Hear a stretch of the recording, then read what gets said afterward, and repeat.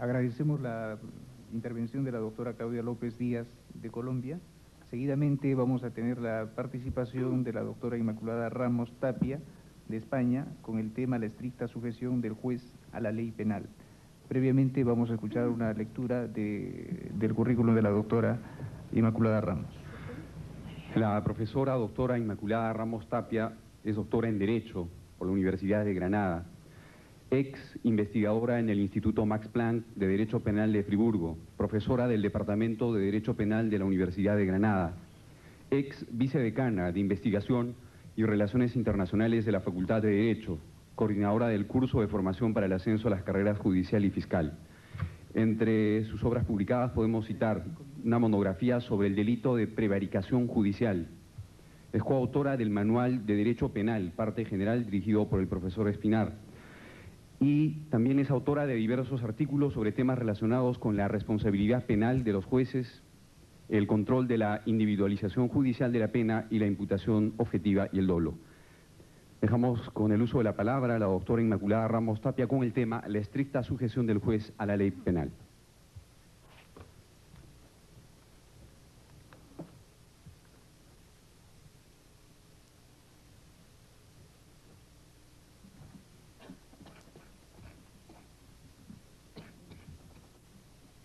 Bien, buenas tardes. En primer lugar, es obligado unas breves palabras de agradecimiento y de satisfacción. Agradecimiento triple y satisfacción también por un triple motivo. En cuanto al agradecimiento, tengo que manifestar mi sincera gratitud, en primer lugar, al doctor Jan Boschnik de la Fundación Konrad Adenauer por su amable invitación para venir aquí a Lima a este congreso. Se lo agradezco como colega y como gran amigo desde mi estancia allá por tierras germanas.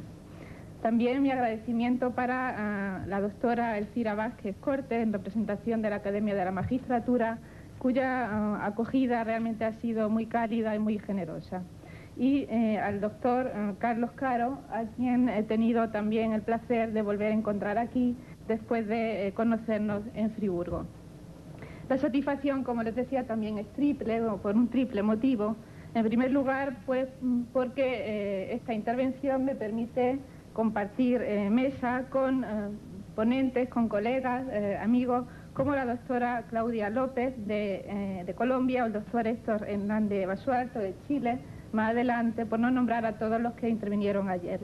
Y ese es el primer motivo de satisfacción. Segundo es por el público que hay aquí. Es un honor y también impone hablarle al Poder Judicial, como son ustedes que constituyen el Poder Judicial, y tener como auditorio a un poder del Estado es realmente un honor. Y el tercer motivo es por el tema que se me propuso para participar aquí. Es un tema que me gusta, que me parece de gran importancia. En España muy discutido, y aquí en Perú creo que están en un proceso constituyente, materialmente un proceso constituyente, donde el principio de legalidad penal creo que debe ocupar una posición central en la discusión del derecho penal constitucional. Bien, mi objetivo aquí es solo compartir con ustedes unas reflexiones sobre la garantía de lex stricta o de sujeción estricta del juez a la ley penal, que forma parte, como saben, del principio de legalidad penal.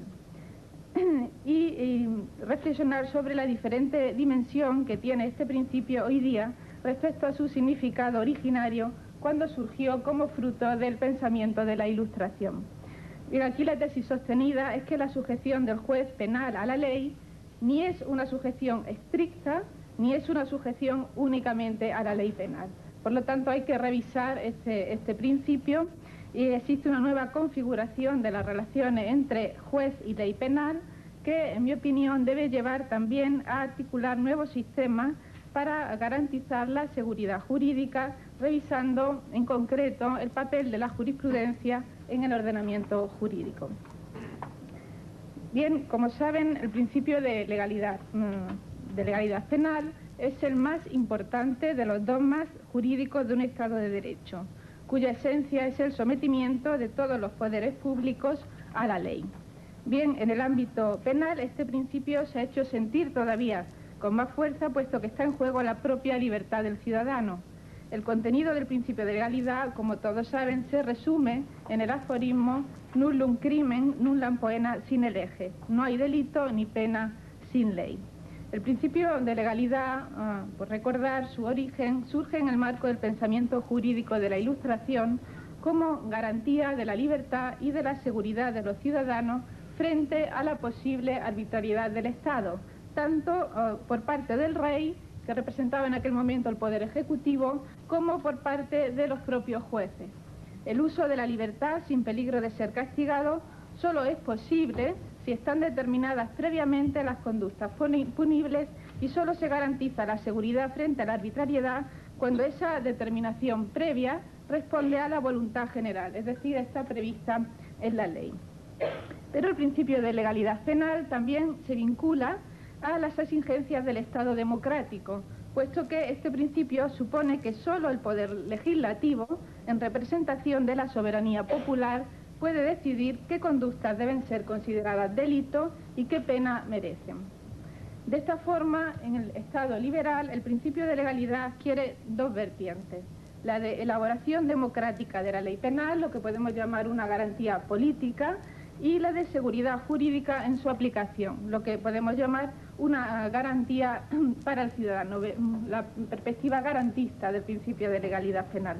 A ambas vertientes se refiere Beccaria en su célebre De los delitos y las penas, publicado en 1764, donde afirma, por un lado, que solo las leyes pueden decretar las penas de los delitos y esta autoridad debe residir únicamente en el legislador, que representa a toda la sociedad unida por el contrato social. Y por otro, que las leyes deben ser redactadas, decía Beccaria, siempre por escrito y con claridad, pues es un gran mal que se redacten en lengua extraña para el pueblo, que lo ponga en la dependencia de unos pocos, no pudiendo juzgar por sí mismo cuál será el éxito de su libertad. Bien, quisiera resaltar aquí esta doble justificación o fundamentación del principio de legalidad penal, la que se refiere a la legitimidad democrática de la intervención penal y la referida a la necesidad de certeza o seguridad jurídica para el ciudadano. Me parece que en el análisis del alcance que debe tener la vinculación del juez a la ley penal, no debe olvidarse el primero de los principios enumerados, el que alude a la vinculación del juez a la ley penal como exigencia de legitimidad democrática. No debe olvidarse que en un Estado democrático la fuente de legitimación del ejercicio del poder estatal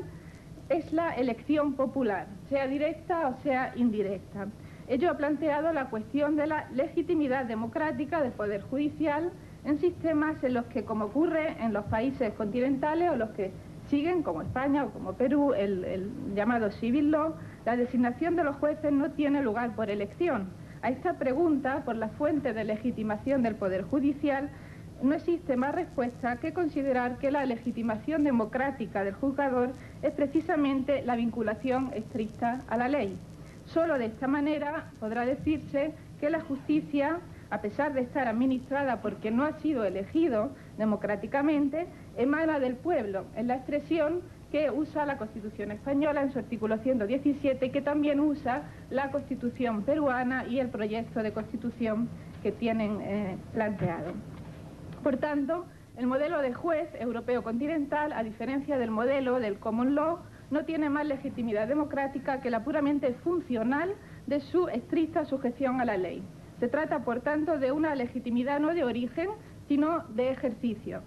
Como en términos más radicales expresara Ferraioli, el Poder Judicial, a diferencia de cualquier otro poder público, no solo no exige, sino que ni siquiera admite una legitimación de tipo representativo o consensual, sino solo una legitimación de tipo racional y legal.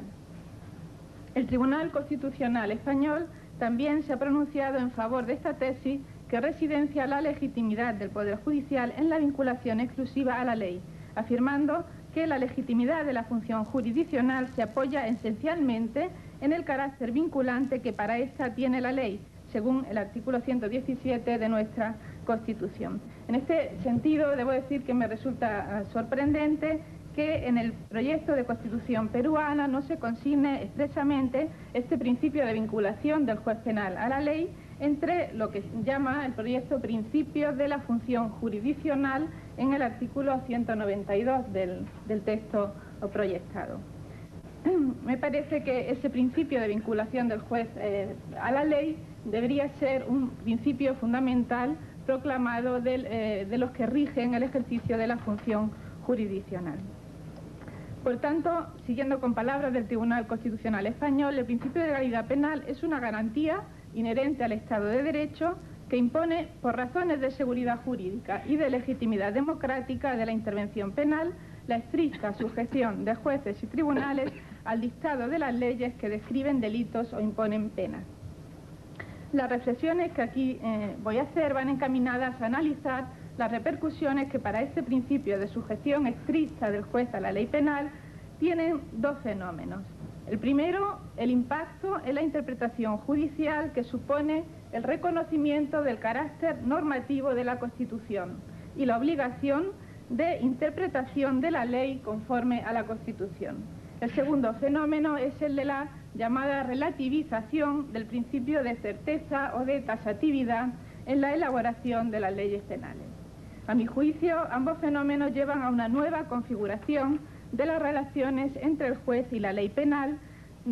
totalmente alejada de la configuración que se le dio en el pensamiento ilustrado del siglo XIX. Esta nueva configuración debe llevar a articular también nuevos sistemas que garanticen al ciudadano la seguridad jurídica en la aplicación de las leyes penales, es decir, que permitan al ciudadano prever con antelación si su conducta entra o no en la esfera de lo punible. Y para ello propondré, porque me parece indispensable, revisar el papel de la jurisprudencia penal en nuestro sistema jurídico. Bien, en cuanto al primer fenómeno, la interpretación conforme a la Constitución, empezaré por recordar que, como es sabido, en el pensamiento de la Ilustración, la estricta vinculación del juez a la ley se entendió como una prohibición de interpretación. Es célebre la afirmación de Beccaria de que la autoridad de interpretar las leyes penales no puede residir en los jueces criminales, por la misma razón que estos no son legisladores. Y completaba su idea Beccaria con unas palabras tajantes frente a la posibilidad de que a los jueces se le ocurriera interpretar las leyes penales. Decía Beccaria que nada es más peligroso que el axioma común que indica que es necesario consultar el espíritu de la ley. El espíritu de la ley, decía Beccaria, sería el resultado de una buena o mala lógica de un juez, de una digestión fácil o malsana, dependería de la violencia de sus pasiones, de la debilidad de que sufre, de las relaciones del juez con el ofendido y de todas aquellas pequeñas fuerzas que transforman las apariencias de todo objeto en el ánimo fluctuante del hombre. A su vez, Feuerbach reiteró estos conceptos en 1804 al sostener que el juez está vinculado a la palabra estricta y desnuda de la ley. Su tarea no debe ser otra que la de comparar el caso dado con sus palabras y condenar sin consideración del sentido y espíritu de la ley cuando el sonido de las palabras condena y absolver cuando éste absuelve. Este contexto histórico y teórico jurídico traduce una idea del poder judicial con facultades limitadas, consecuencia de una concepción de la división de poderes de Montesquieu que lleva a la distinción entre interpretación y aplicación de la ley, de forma que la interpretación del derecho se identifica como la creación del derecho y se residencia exclusivamente en el legislador. La expresión más precisa de esta idea de separación entre aplicación del derecho e interpretación del mismo es probablemente la que se encuentra en la Constitución de Cádiz de 1812, que fue también la primera Constitución del Perú. El texto constitucional gaditano distinguió entre la aplicación de las leyes y la interpretación de las mismas, asignando la primera tarea a los tribunales y la segunda a las Cortes. Así, una de las funciones de la Corte Suprema que creó la Constitución gaditana era oír las dudas que los demás tribunales tuvieran sobre la inteligencia de alguna ley y consultar sobre ellas al rey con los fundamentos que hubiere para que promoviera la conveniente declaración en las Cortes, pues solo a las Cortes le correspondía interpretar la ley. En esta concepción de la aplicación judicial del derecho, la necesidad de interpretar las normas se veía como algo excepcional. Se creía que en la inmensa mayoría de los casos la interpretación no era necesaria. Los jueces debían limitarse a comprobar si se podía subsumir el supuesto de hecho enjuiciado en el presupuesto de la norma y, en caso afirmativo, aplicar la consecuencia jurídica prevista en la misma. Actualmente hay un acuerdo unánime en considerar impracticable esta concepción mecanicista del juez defendida en la Ilustración. Por el contrario, se considera que toda aplicación de la ley requiere un entendimiento de la misma y que un entendimiento único del texto legal está prácticamente excluido en la mayoría de los casos decisivos. De ahí que también me parece utópica y que puede generar problemas la declaración constitucional que tienen en Perú, que formula el principio de legalidad exigiendo que la conducta esté prevista de forma inequívoca en la ley. Si esto lo garantizamos como un derecho del ciudadano, el ciudadano en prácticamente todos los casos podría decir que no resulta inequívoco que la conducta que él ha realizado encaja en el tipo penal. Bien, como saben,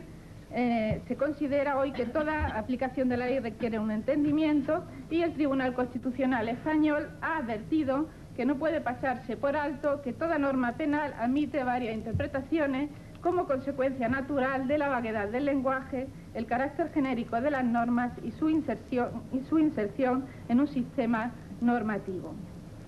Como este problema de la vaguedad del lenguaje, de la necesidad de interpretación,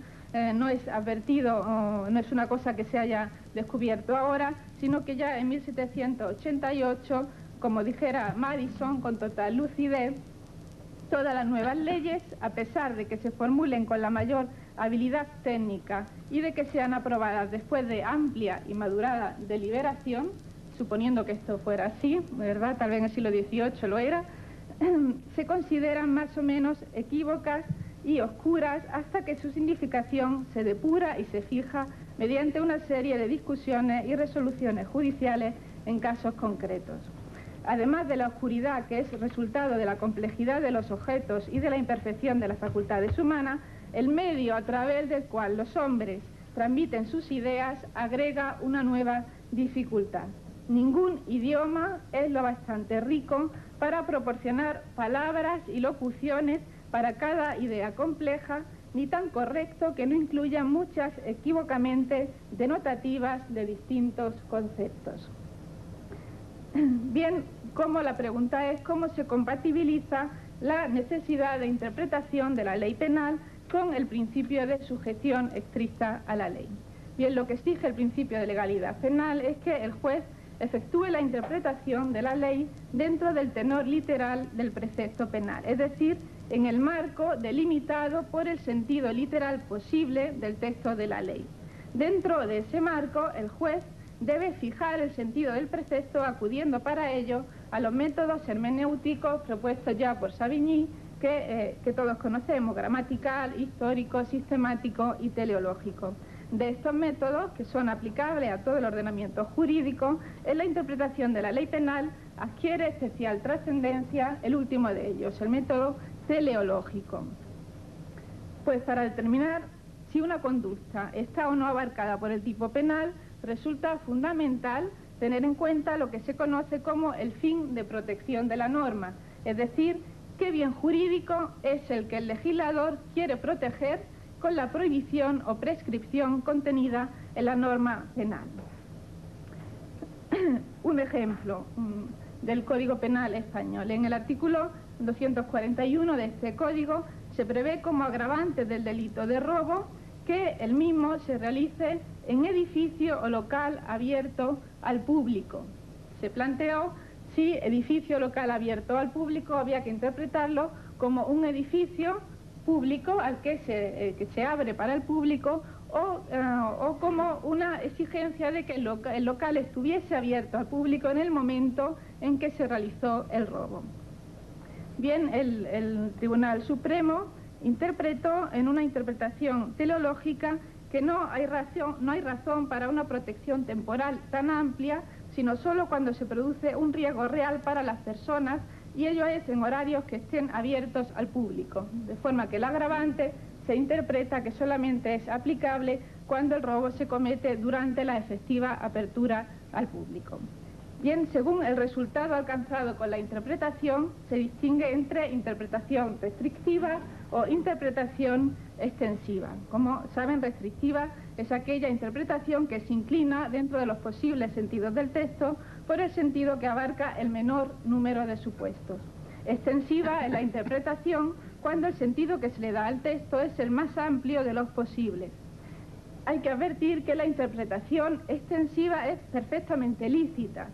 siempre que haya sido alcanzada con un método de interpretación aceptable, pues como ha tenido ocasión de señalar el Tribunal Constitucional Español, no se viola el principio de legalidad cuando ante dos posibles interpretaciones de un concepto, el juzgador elige una de ellas de forma razonable, aunque la elegida suponga la condena del reo. El único límite que el principio de legalidad impone al juez penal en la interpretación de la ley es la prohibición de la analogía in malam partem, o de la analogía en contra del reo. El principio de legalidad conlleva como consecuencia para el juez la prohibición de castigar aquellas conductas que no estén contenidas en el sentido de la ley penal. Como consecuencia de ellos, el juez penal no puede utilizar la analogía para considerar una conducta constitutiva de delito. Como saben, la analogía consiste en una definición algo simple, en aplicar una norma jurídica a un caso que no está incluido en el tenor literal de la norma, pero que resulta muy similar a los que sí están previstos en ella, de forma que se le da el mismo tratamiento jurídico. Mientras que en otras ramas del ordenamiento jurídico la analogía es utilizada por el juez como un método de integración del derecho para completar las lagunas legales, en derecho penal la analogía está prohibida. Aunque la prohibición de la analogía en derecho penal no aparece expresamente señalada en el artículo 8 de la Declaración de Derechos del Hombre y del Ciudadano, desde Feuerbach toda la doctrina ha considerado que la prohibición de la analogía es una garantía constitucional derivada del principio de legalidad penal y ha tenido tradicionalmente reconocimiento explícito en la legislación. La Constitución española no lo tiene a nivel constitucional, sí en el Código Penal. La Constitución peruana en esto es muy clara y reitera y consagra expresamente la prohibición de analogía. El Código, en este tema de la analogía, hay que precisar que la prohibición de la analogía es solo de aquella in malam partem, y esta prohibición de analogía in malam partem rige en términos absolutos. En todos los casos en que el juez considere que la redacción de la ley deja de castigar supuestos que guardan identidad de razón con otros supuestos sí castigados, provocando así injustificadas lagunas de impunidad, debe abstenerse el juez de castigar esos supuestos, pero debe abstenerse incluso en el caso extremo que la existencia de tal laguna legal resulte una situación inconstitucional. Y pongo un ejemplo de esta situación límite entre prohibición de la analogía como consecuencia del principio de legalidad y obligación de interpretar la ley conforme a la Constitución.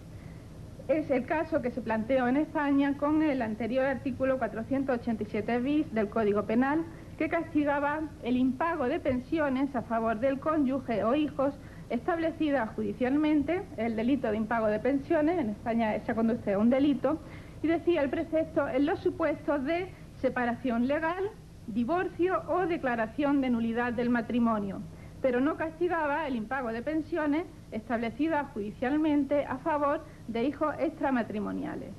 Por ello, cuando un padre fue procesado por no pagar a su hijo extramatrimonial la pensión impuesta en un juicio sobre la custodia del menor, la audiencia provincial tuvo que absolver al acusado al considerar su conducta fuera del tipo penal del artículo 487 bis.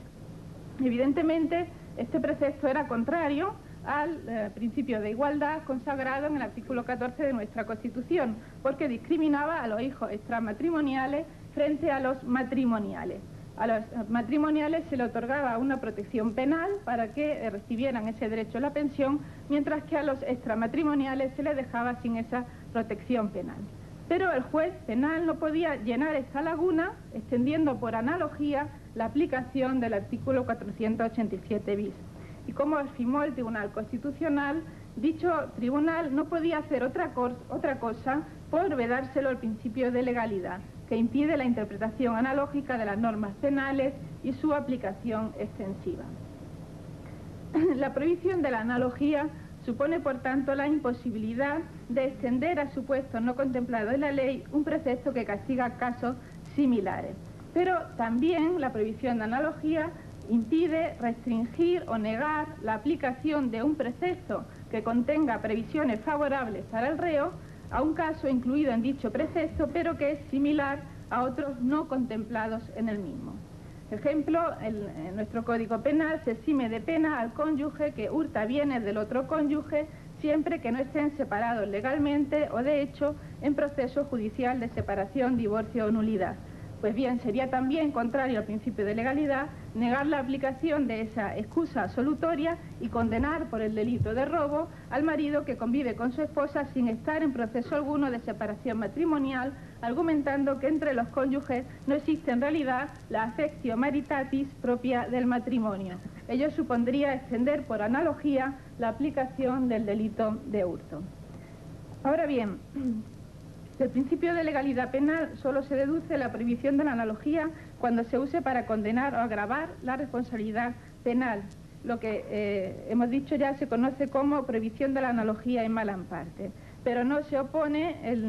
al principio de legalidad el uso de la analogía favorable al reo, es decir, para excluir o atenuar su responsabilidad, pues ello no viola ninguna garantía del ciudadano. Esto ha sido muy discutido en España porque nuestro Código Penal dice que los jueces aplicarán la ley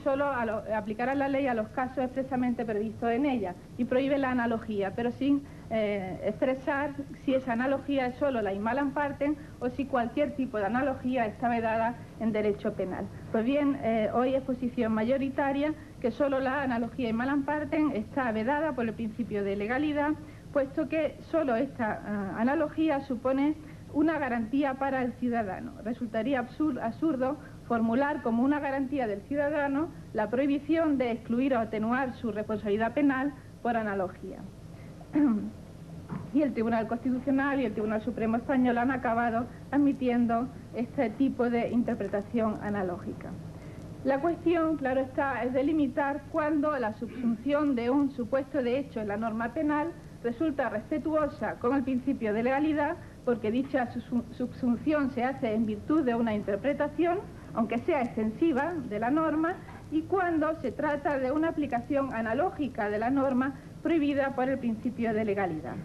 El criterio más utilizado para responder a esta cuestión es la del sentido literal posible del texto.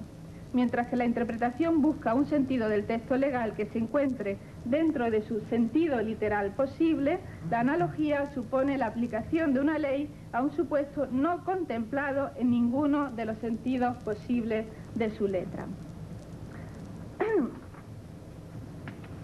Bien, se trata, en palabras del Tribunal Constitucional, en estos casos de dilucidar si se ha traspasado la tantas veces tenue línea divisoria que separa la actividad judicial de reconocimiento del alcance y significado de la norma como paso previo a su aplicación de aquella otra que con el mismo fin rebasa sus límites y genera o modifica su propio sentido.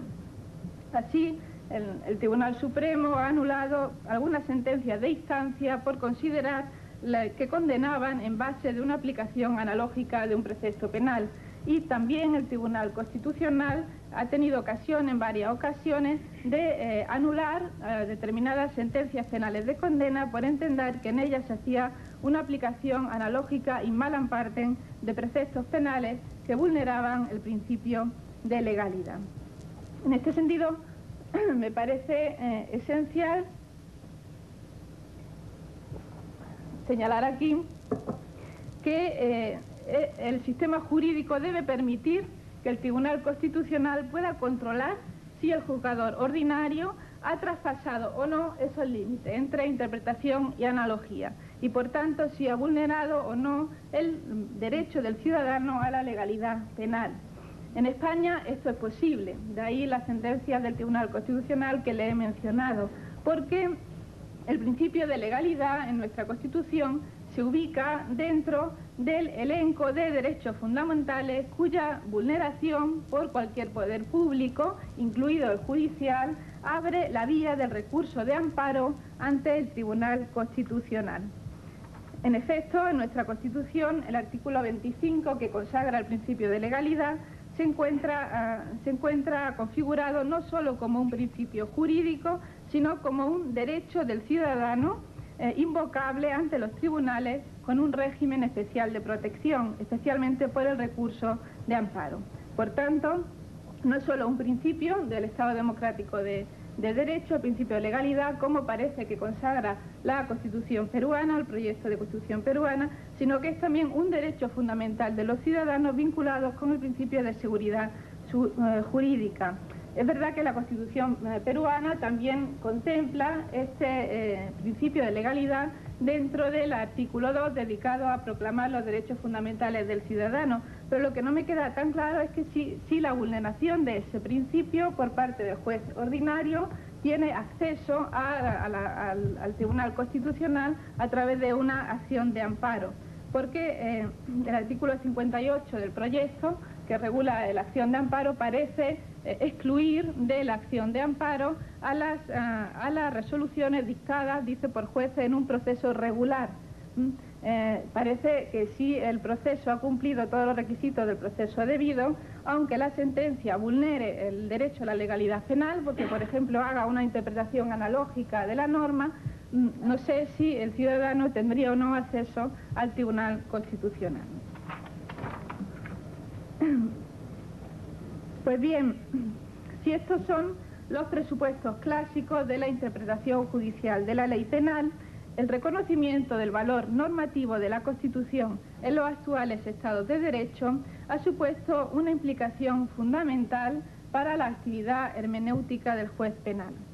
El valor normativo de la Constitución, la supremacía y eficacia directa de su proclamación de derechos y libertades fundamentales implica que de los cánones hermenéuticos utilizados por el juez, el primero que debe emplear, y además de manera obligatoria, es el de la interpretación conforme a la Constitución.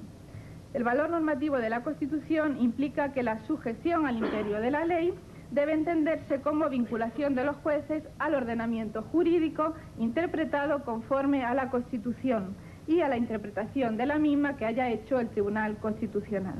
En cuanto que la Constitución incorpora un orden de valores directamente vinculante para los jueces, la función de administrar justicia entraña inevitablemente una sustancia creadora que es cualitativamente distinta a la que correspondía al juez del Estado clásico, que no tenía una constitución normativa por encima de la ley penal.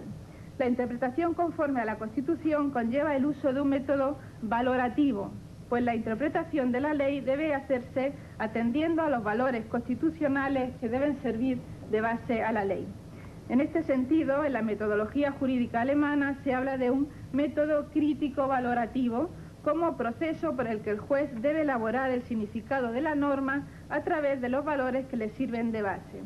Y como pone de manifiesto Larens, al buscar un orden de valores positivizado al que pueda y debe orientarse en todo tiempo el jurista, llamado a hacer una valoración, el jurista de hoy piensa en primer lugar en la ley fundamental, dice él, para nosotros la Constitución, y aquí a su vez en la parte de los derechos fundamentales, es decir, es el primer objeto, el primer criterio de interpretación que debe tener el juez es la Constitución y en particular la Declaración de los Derechos Fundamentales contenido en ella para interpretar la ley penal. También en España se ha destacado la relevancia de la Constitución como informadora general del sistema jurídico, más allá de su consideración de límite, de no contradicción, al convertirse en expresión de un sistema de valores. De esta forma, la Constitución se erige, como dice nuestro país, mi país, García de Enterría, en el contexto necesario de todas las leyes, por lo que la exigencia de una interpretación sistemática de las normas que obliga a poner a estas en relación con todas las demás del ordenamiento que puedan referirse directa o indirectamente a la materia de la que se trate, implica que esa relación ha de establecerse siempre y necesariamente con la Constitución. La interpretación conforme a la Constitución, no solo conforme a los preceptos formulados en términos formales normativos, sino también conforme a todos sus principios o valores, determina pues la práctica de una verdadera jurisprudencia de valores, que es la que está imponiéndose en nuestra práctica judicial. Algunos de los principios de naturaleza constitucional que tienen una directa implicación en la interpretación judicial de las normas penales son el principio de proporcionalidad, el principio de culpabilidad o el principio de intervención mínima. En el principio de proporcionalidad, por ejemplo, lleva a que el juez penal tenga que, si tiene que decidir si una conducta está o no incluida en el tipo penal, tenga que tener en cuenta la proporción que guarda ese hecho con la sanción prevista en la norma. Si la sanción es muy grave, es muy alta, aquellas conductas que sean de bagatela o de poca significancia habrá que entender que están fuera del tipo penal, porque de lo contrario se estaría vulnerando el principio de proporcionalidad. Igualmente, con el principio de culpabilidad, exige que en todas las normas penales el juez entienda que solo se están castigando conductas realizadas con dolo o con imprudencia, y que que las conductas más gravemente penadas son las dolosas frente a la imprudencia, donde una menor culpabilidad tiene que llevar necesariamente a una menor respuesta punitiva. Y el principio de intervención mínima, como un ejemplo también de la actuación de este principio en la interpretación de la ley penal, pondré el ejemplo muy discutido en España sobre el delito de utilización ilegítima de vehículo de motor. Se planteó si este delito, que es la utilización sin ánimo de lucro de un vehículo de motor, incluía también conductas consistentes en usar un vehículo que ya se tiene porque se ha recibido de su propietario para su reparación o custodia, o aquellos casos del conductor habitual de un vehículo que episódicamente usa el automóvil sin autorización de su dueño en provecho propio. Bien, había que decidir si estas conductas estaban o no incluidas en el tipo penal de utilización ilegítima de vehículo de motor. Utilización, aparentemente, abarcaba también este tipo de supuestos. Bien, pues el Tribunal Supremo entendió que estos supuestos constituían meros incumplimientos contractuales, que son competencia del derecho civil o del derecho laboral, y en los que no se justificaba la intervención penal, dejando fuera del ámbito del tipo de delito de utilización de vehículos de motor estos supuestos que le he mencionado. Bien, el problema que plantea para el principio de legalidad el reconocimiento de este amplio margen de interpretación judicial es, de nuevo, cómo garantizar entonces la seguridad jurídica que estaba en la base del principio de sujeción estricta a la ley penal. Al juez se le plantea un dilema. Si el juez interpreta las disposiciones penales a la luz de la Constitución, puede asegurar su constitucionalidad material, pero a costa de hacer más imprecisas esas disposiciones. Así, el juez puede interpretar que los tipos penales incluyen una cláusula implícita que remite a la Constitución como fuente que protege determinadas conductas frente a su criminalización por el legislador. La consecuencia es que los tipos pueden ser precisos prima facie, pero al sufrir la presión interpretativa de los derechos y libertades constitucionales devienen más imprecisos. Alternativamente, el juez puede hacer entrar los derechos y libertades a través de las causas de justificación, también del Código Penal, que constituyen una verdadera causa de justificación en blanco. La consecuencia, entonces, es que un determinado tipo penal, aisladamente considerado, puede ser preciso, pero no lo es la norma penal completa que configura el injusto. Si, en cambio, el juez hace abstracción de la Constitución, inmunizará las disposiciones penales frente a la indeterminación que proviene del texto constitucional, pero será más probable entonces que se produzcan desajustes materiales entre estas disposiciones y la Constitución. Junto a este problema, empiezo ya brevemente con el segundo problema que le mencionaba antes, que afecta al principio de sujeción del juez a la ley penal, que es el problema de la relativización del principio de taxatividad o certeza en la descripción de los tipos penales. Y es que el Tribunal Constitucional ha apelado en ocasiones a la jurisprudencia para compensar el carácter abierto de los términos utilizados por el legislador. Así, en una sentencia del 93, el Tribunal Constitucional sostuvo que, por ejemplo, las expresiones, menciono este caso porque han tenido ustedes un problema similar, entendió que las expresiones elementos terroristas y organizaciones terroristas que formaban el tipo del delito de terrorismo y que habían sido impugnados por excesivamente vago o impreciso, el Tribunal Constitucional español entendió que esas expresiones no eran indeterminadas, puesto que, entre otras cosas, existía ya jurisprudencia del propio Tribunal Constitucional y de la jurisdicción ordinaria que permitía una delimitación suficientemente clara y precisa de esas expresiones. Es decir,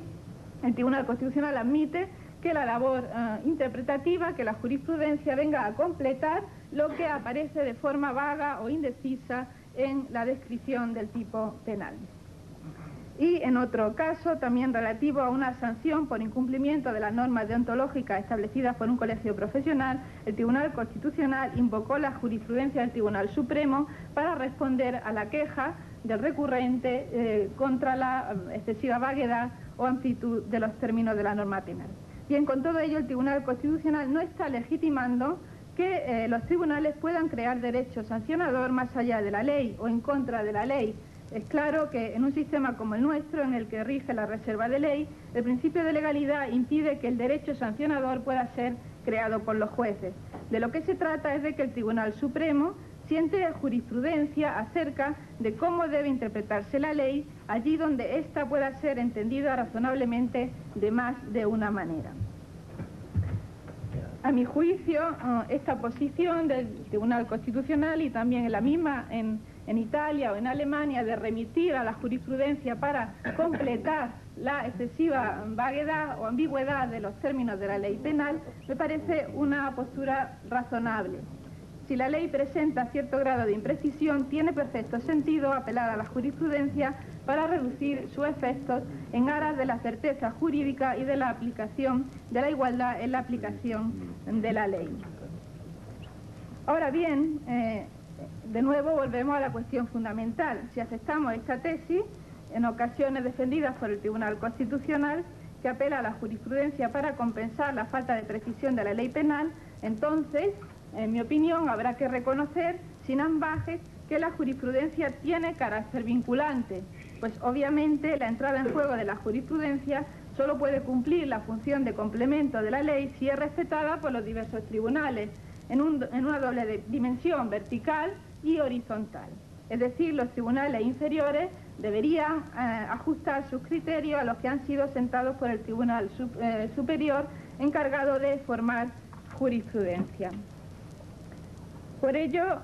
es necesario, me parece, en primer lugar, que la jurisprudencia establecida por el Tribunal Superior a la hora de interpretar la ley sea seguida por los inferiores. Esto se pretende conseguir a través del sistema de recursos y, en particular, del recurso de casación.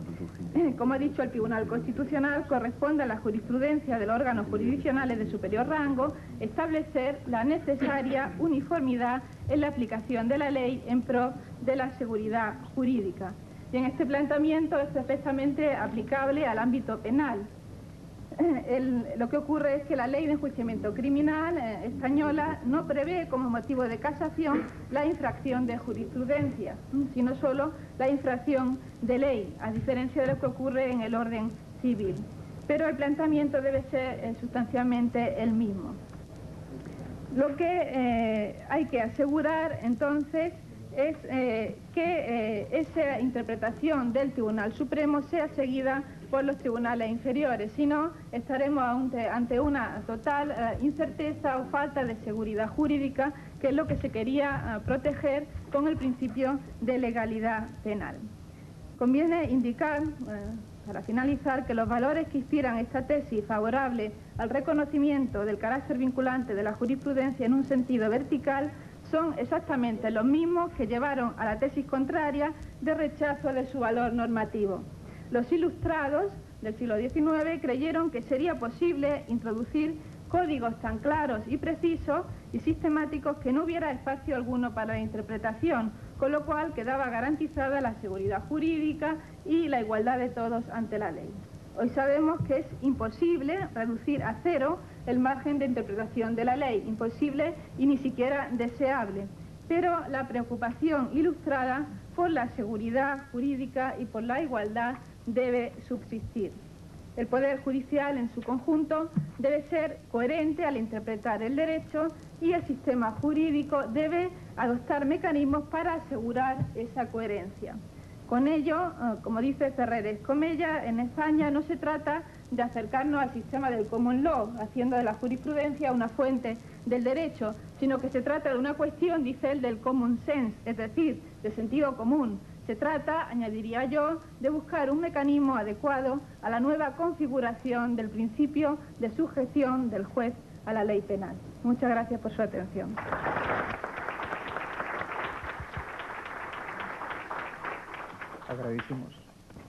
Agradecemos la participación de la doctora Inmaculada Ramos. Seguidamente quisiéramos ofrecerles el uso de la palabra a ustedes, señores magistrados, para ver si desean formular alguna pregunta o comentario.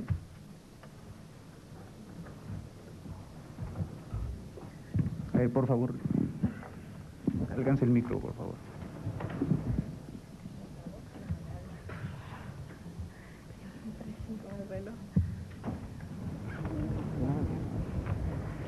Ante todo, buenas noches. Felicitando a las brillantes expositoras, quisiera formular una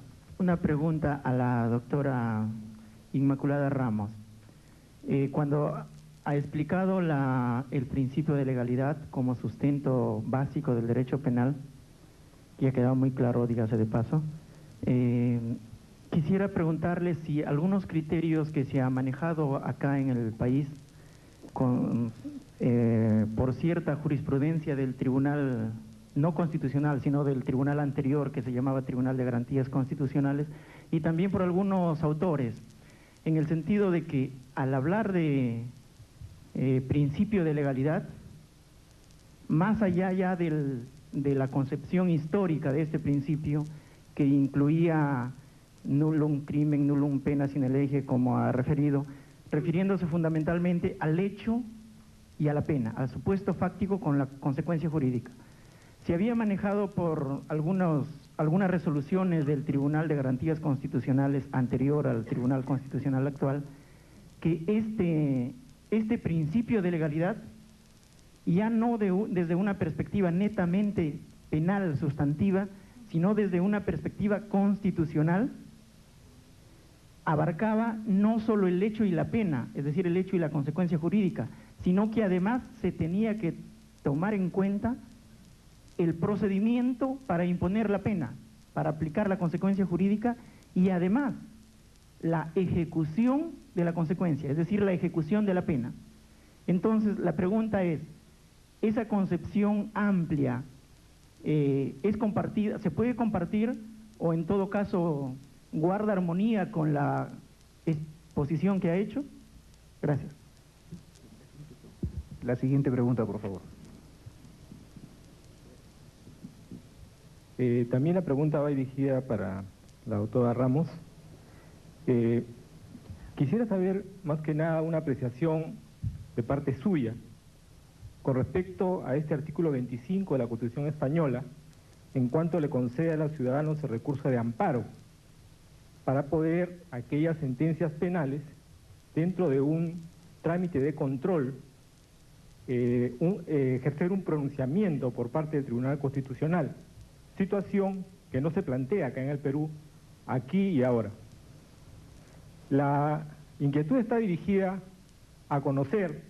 cuál es la apreciación de los jueces frente a otro ente estatal en el cual tiene injerencia en la interpretación de una ley penal. Esa era la pregunta. Sí, muchas gracias por las dos preguntas, que espero haber entendido bien. La primera era en cuanto a si se refería a usted si el principio de legalidad penal también abarcaba